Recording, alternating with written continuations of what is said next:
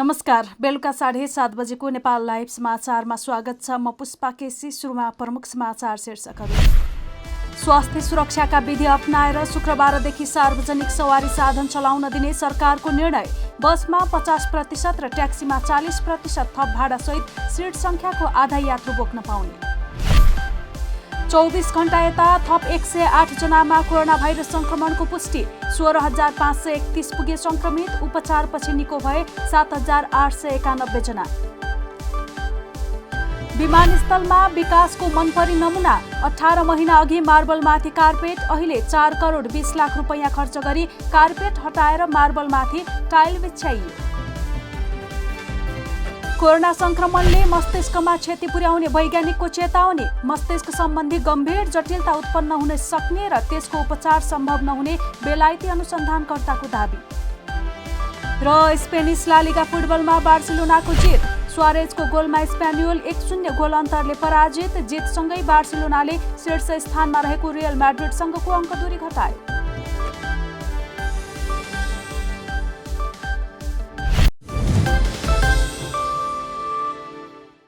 अब समाचार विस्तारमा। सरकारले शुक्रबारबाट सार्वजनिक सवारी साधन चलाउन दिने निर्णय गरेको छ। मन्त्री परिषद बैठकले यस्तो निर्णय गरेको सरकारका प्रवक्ता समेत रहेका अर्थमन्त्री डाक्टर युवराज खतिवडाले जानकारी दिए।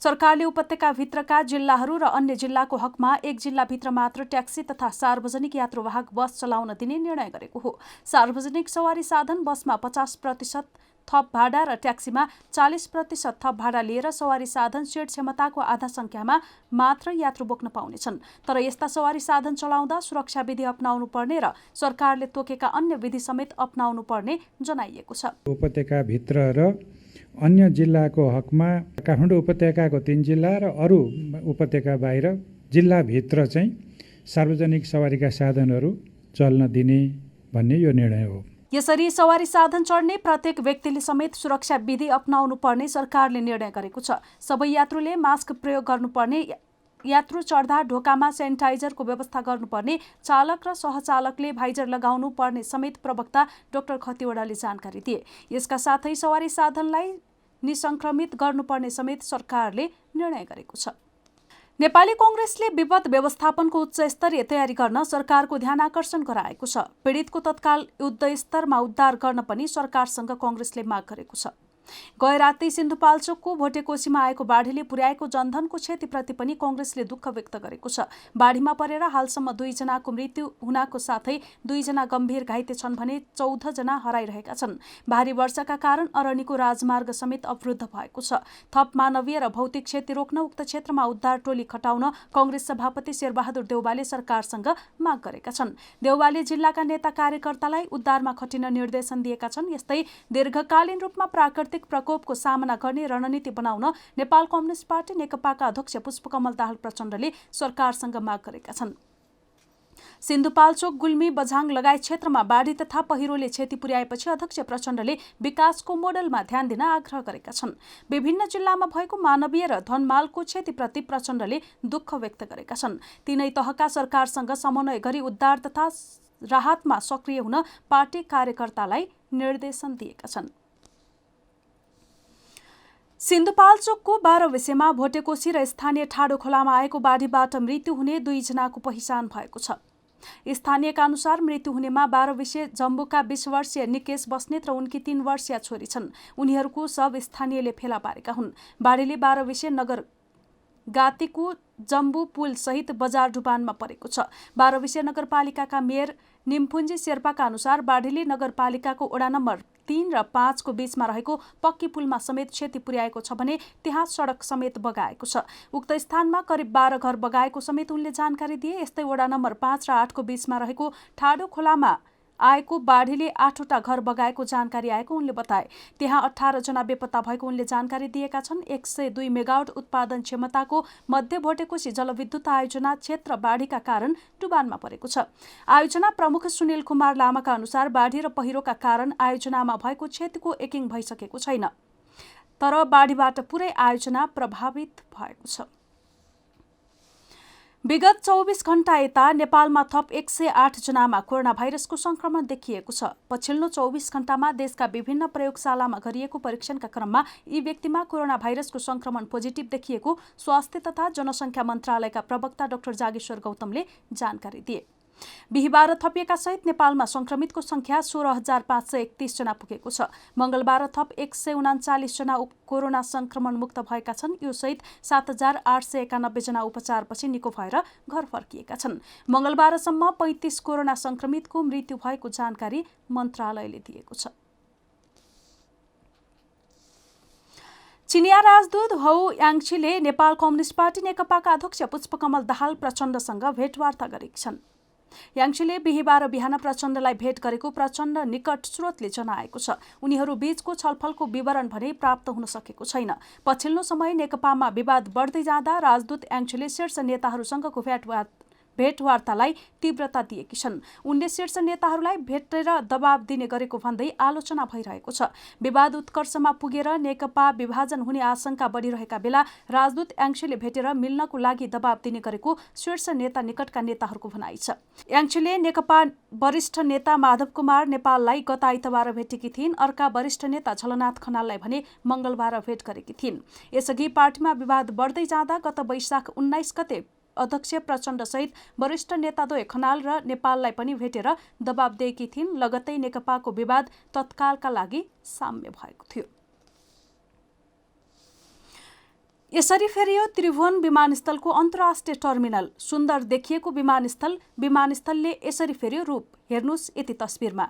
यस्तै समाचार शीर्षकमा 18 महिना अघि विमानस्थलको फेरिएको स्वरूपको खुबै व्याख्या भयो। कामको जस लिन कर्मचारीदेखि मन्त्रीसम्म लागि परे। तर 18 महिनामा त्यही सुन्दर बनेको भनिएको विमानस्थलको स्वरूप फेर्नु परेको छ। त्यसबेला झण्डै 1 करोड रुपैयाँ खर्च गरेर मार्बलमाथि कार्पेट हालिएको थियो। अहिले त्यही कार्पेट हटाएर करोडौं खर्चेर मार्बलमाथि टाइल हालिएको छ। विमानस्थल सुन्दर हुनु गौरवको विषय पनि हुँदै हो, तर अनावश्यक खर्च गरेर कहिले मार्बलमाथि कार्पेट कहिले मार्बलमाथि टाइल छाप्ने कामले भने विकासको गलत सन्देश गइरहेको छ। करोडौं खर्चेर हालिएको कार्पेट फेर्नुपर्ने कारण भने सफा गर्न मुस्किल भएका कारण भनिएको छ। तर त्यही सफा गर्न मुस्किल भएको कार्पेट अहिले सफा गरेरै कर्मचारीको घर घरमा पुगेको विमानस्थलकै कर्मचारी सुनाउँछन्। पहिले पनि मार्बल पुरानो भएको र सफा गर्न गाह्रो भएको भन्दै कार्पेट हालिएको थियो। 18 महिना अघि नेपाल नागरिक उड्डयन प्राधिकरण विमानस्थल कार्यालयको प्रशासनले मार्बलमाथि कार्पेट हाल्न 90 लाख रुपैयाँ छुट्याएको थियो।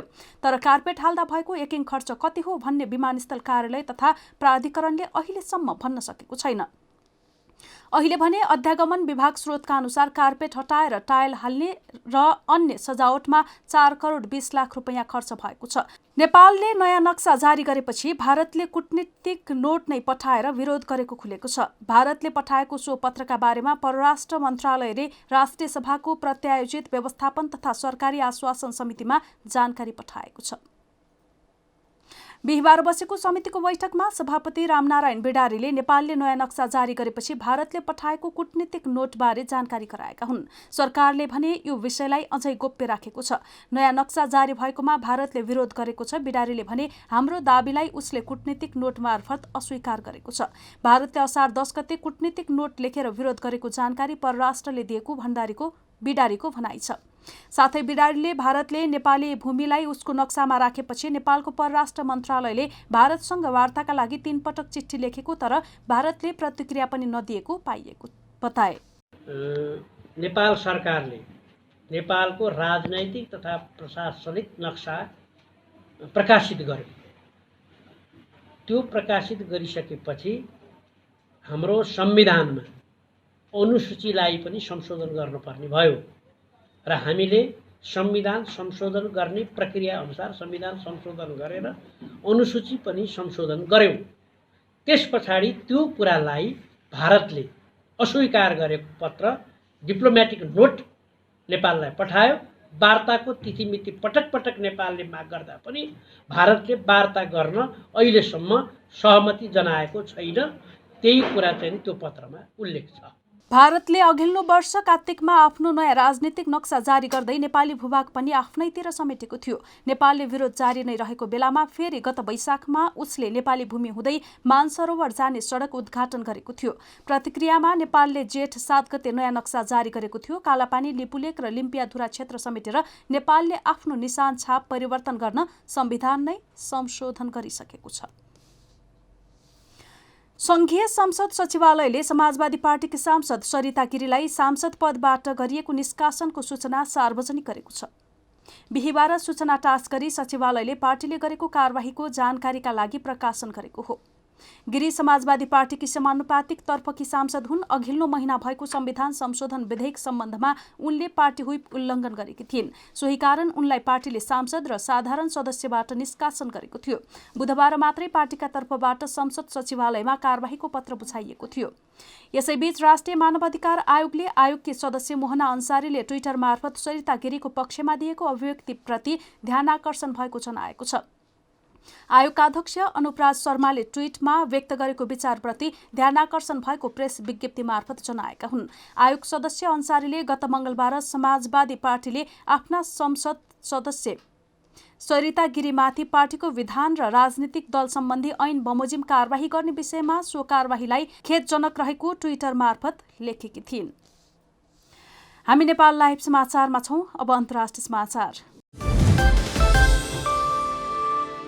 वैज्ञानिकहरूले कोरोना भाइरसको संक्रमणबाट संक्रमित व्यक्तिको मस्तिष्कमा क्षति पुग्न सक्ने चेतावनी दिएका छन्। वैज्ञानिकहरूले कोरोना भाइरस संक्रमणका क्रममा व्यक्तिको मस्तिष्क सम्बन्धी गम्भीर जटिलता उत्पन्न हुन सक्ने र त्यसको उपचार सम्भव नहुनेतर्फ संकेत गरेका छन्। युनिभर्सिटी कलेज अफ लन्डनका अनुसन्धानकर्ताहरूले कोरोना संक्रमितहरूमा गरेको अध्ययनका क्रममा 43 जनामा मस्तिष्क सम्बन्धी गम्भीर समस्या देखिएको थियो। उनीहरूको मस्तिष्क सुन्निएको, मनोवृत्ति र बेहोसीमा बरबराउने समस्या देखिएको अनुसन्धानकर्ताहरूले बुधबार जनाएका छन्। यस अध्ययन अनुसार मानिसहरूको दिमाग काम गर्न बन्द गर्न सक्ने जनाइएको छ। मानिस एक्कासी बेहोस हुने तथा मस्तिष्कको नसामा क्षति पुग्न सक्ने जनाइएको छ। युनिभर्सिटी कलेज अफ लन्डनको इन्स्टिच्युट अफ न्युरोलोजीका डाक्टर माइकल जाडीले कोरोना भाइरस संक्रमितहरूमा मस्तिष्क सम्बन्धी समस्या बढ्दै गएको बताए। कोभिड-19 नयाँ कोरोना भाइरसको संक्रमणबाट हुने रोग भएको र यसले श्वास प्रश्वासमा समस्या उत्पन्न गराउने बताइएको थियो। तर न्युरोवैज्ञानिक र मस्तिष्क विज्ञहरूले यसले दिमागी समस्या उत्पन्न गराउने गरेको नयाँ तथ्य फेला पारेका छन्।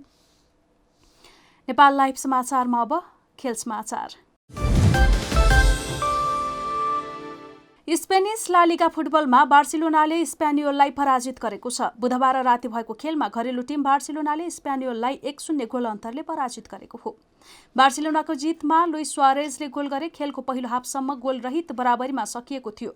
तर दोस्रो हाफको 50औं मिनेटमा बार्सिलोनाका अंशु फातीले रातो कार्ड खाएका थिए। खेलको 53औं मिनेटमा स्पेनियोलका पोल लोजानोले रातो कार्ड खाएसँगै दुवै टिम 10-10 खेलाडीमा सीमित भएको थियो। खेलको 56औं मिनेटमा सुआरेजले गोल गर्दै बार्सिलोनालाई 1-0 गोलको कठिन जित दिलाए। यो जितसँगै बार्सिलोनाले शीर्ष स्थानमा रहेको रियल म्याड्रिडसँगको अङ्कदूरी घटाएको छ। बार्सिलोनाको 35 खेलबाट 76 अङ्क भएको छ। शीर्ष स्थानको रियल म्याड्रिडको 34 खेलबाट 77 अङ्क छ। बुधबार राति नै भएका अन्य खेलमा रियल बेटिसले ओसासुनालाई 3-0 गोल अन्तरले पराजित गर्दा भिल्ला रेलले गेटाफेलाई 3-1 गोल अन्तरले स्तब्ध बनाएको छ। नेपाल लाइभ समाचार सकिएको छ। समाचारको अन्त्यमा प्रमुख समाचारका शीर्षकहरू फेरि एकपटक। स्वास्थ्य सुरक्षाका विधि अपनाएर शुक्रबारदेखि सार्वजनिक सवारी साधन चलाउन दिने सरकारको निर्णय। बसमा 50% र ट्याक्सीमा 40% थप भाडासहित सिट संख्याको आधा यात्रु बोक्न पाउने। 24 घण्टा यता थप 108 जनामा कोरोना भाइरस संक्रमणको पुष्टि। 16,531 पुगे संक्रमित। उपचारपछि निको भए 7,891 जना। विमानस्थलमा विकासको मनपरी नमुना। 18 महिना अघि मार्बलमाथि कार्पेट, अहिले 4 करोड 20 लाख रुपैयाँ खर्च गरी कार्पेट हटाएर मार्बलमाथि टाइल बिछ्याइयो। कोरोना संक्रमणले मस्तिष्कमा क्षति पुर्याउने वैज्ञानिकको चेतावनी। मस्तिष्क सम्बन्धी गम्भीर जटिलता उत्पन्न हुन सक्ने र त्यसको उपचार सम्भव नहुने बेलायती अनुसन्धानकर्ताको दाबी। र स्पेनिस ला लिगा फुटबलमा बार्सिलोनाको जित। सुआरेजको गोलमा स्पेनियोल 1-0 गोल अन्तरले पराजित। जितसँगै बार्सिलोनाले शीर्ष स्थानमा रहेको रियल म्याड्रिडसँगको अङ्कदूरी घटायो।